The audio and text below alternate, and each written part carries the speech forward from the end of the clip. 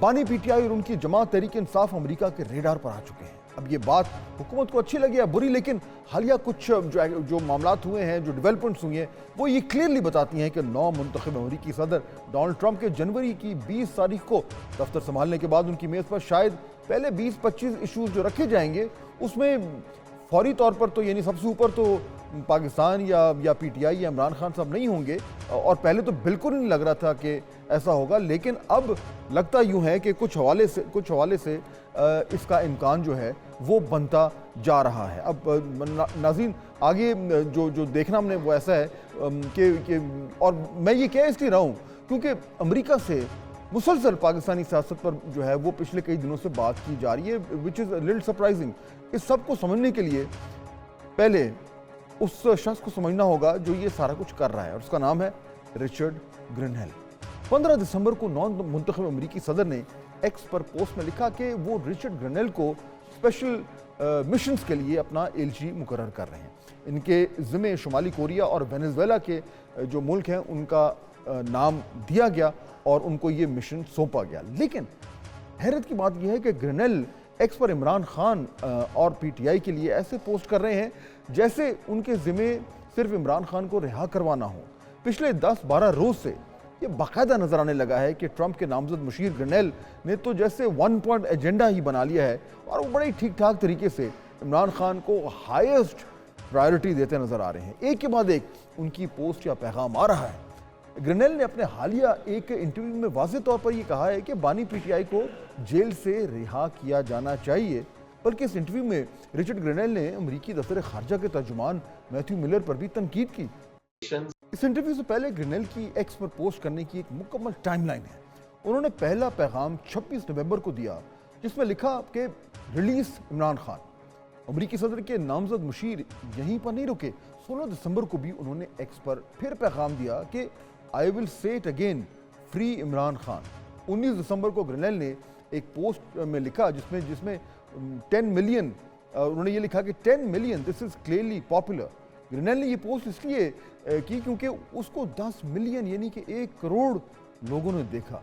20 دسمبر کو گرینل نے بانی پی ٹی آئی کی رہائی کا مطالبہ ایکس پر ایک بار دوبارہ دہرایا، یعنی یوں لگتا ہے کہ روزانہ ایکس پر پوسٹ ان کے ایجنڈے میں شامل ہے۔ 21 دسمبر کو ایک بار پھر پی ٹی آئی کے حق میں گرینل نے پوسٹ داغ دی، اس میں بھی رہائی کا مطالبہ کیا۔ 23 دسمبر کو گرینل نے جو ہے وہ ایلان مسک کو ٹیگ کرتے ہوئے کہا کہ add Pakistan to your list of places that need Starlink. یہاں گرینل ایکس کی بندش اور پاکستان میں سلو انٹرنیٹ پر تنقید کر رہے تھے۔ 24 دسمبر کو ایک پوسٹ میں امریکی وزارت خارجہ کے ترجمان میتھیو ملر کو ٹیگ کر کے کہا you are late and this is too little and too weak, speak normally, free Imran Khan. Matthew Miller کی یہ پوسٹ سیولین کے فوجی ٹرائل پر خدشات کے حوالے سے تھی، جبکہ 24 دسمبر کو ہی رچرڈ گرینل نے ایک قدم آگے بڑھ کر لکھا حقیقی آزادی۔ ناظرین سب کو معلوم ہے کہ حقیقی آزادی کا نعرہ پاکستان کے کس لیڈر نے دیا تھا اور کس پارٹی نے اس کو جو ہے وہ اڈاپٹ کیا۔ گرینل عمران خان ان کی جماعت کی کھل کر وکالت کر رہے ہیں۔ ان کی نامزدگی کو بھی ابھی 15 روز ہوئے ہیں، اور ان کا ایجنڈا نمبر 1 فی الحال تو لگتا ہے جیسے عمران خان کی رہائی ہے۔ یہ بڑی انوکھی سی بات ہے کیونکہ عام طور پر گرینل کے لیول کے جو آفیشلز ہوتے ہیں وہ کوئی ایک بات بار بار نہیں کرتے یا پبلکلی کچھ بھی نہیں کہتے، لیکن یہاں تو کچھ اور ہی دیکھنے کو مل رہا ہے۔ یہاں تو یوں لگ رہا ہے کہ جیسے گرینل صرف پاکستان اور اس کی سیاسی تبدیلیوں پر ہی نظر جمائے بیٹھے ہیں، جبکہ ان کا اصل کام شاید کچھ اور ہے۔ گرینل جو ہے وہ وینزویلا اور شمالی کوریا سمیت دنیا میں سب سے سرگرم علاقوں میں کام کریں گے، جس کے لیے ان کو جو ہے وہ اپوائنٹ کیا گیا ہے۔ خصوصی جو مشنز کے جو ایلچی ہیں ان ممالک سے متعلق ان کی پالیسیاں جو ہیں وہ بناتے ہیں جن سے امریکہ کے تعلقات سرد مہری کا شکار ہیں، جیسے کہ شمالی کوریا۔ گرینل ایک امریکی سفارتکار اور انہیں ڈونلڈ ٹرمپ کے کافی نزدیک سمجھا جاتا ہے۔ ٹرمپ کے پہلے دور صدارت کے دوران گرینل نے نیشنل انٹیلیجنس کے قائم مقام ڈائریکٹر کے طور پر خدمات انجام دی تھی۔ نیشنل انٹیلیجنس کے ڈائریکٹر بننے سے پہلے 2018 میں گرینل کو جرمنی میں امریکہ کے سفیر کے طور پر نامزد کیا گیا تھا۔ انہوں نے 2019 سے 2021 تک سربیا اور کوسوو میں جو مذاکرات ہیں ان میں امریکی صدر کے خصوصی ایلچی کے طور پر بھی کام کیا تھا۔ جارج ڈبلیو بش کے دور حکومت میں گرینل اقوام متحدہ میں امریکی محکمہ خارجہ کے ترجمان رہے ہیں۔ ان کی انہی ایکسپرٹیز کو دیکھتے ہوئے ڈونلڈ ٹرمپ نے انہیں خصوصی ایلچی نامزد کیا ہے۔ امریکہ میں صدر اکثر عالمی تنازعات، مسائل، بحران یا خصوصی سفارتی کوششوں کے لیے صدارتی ایلچی یا خصوصی ایلچی نامزد کرتے رہتے ہیں۔ رچرڈ گرینل کا اپنی نامزدگی کے بعد سارا زور پاکستان کی طرف ہے۔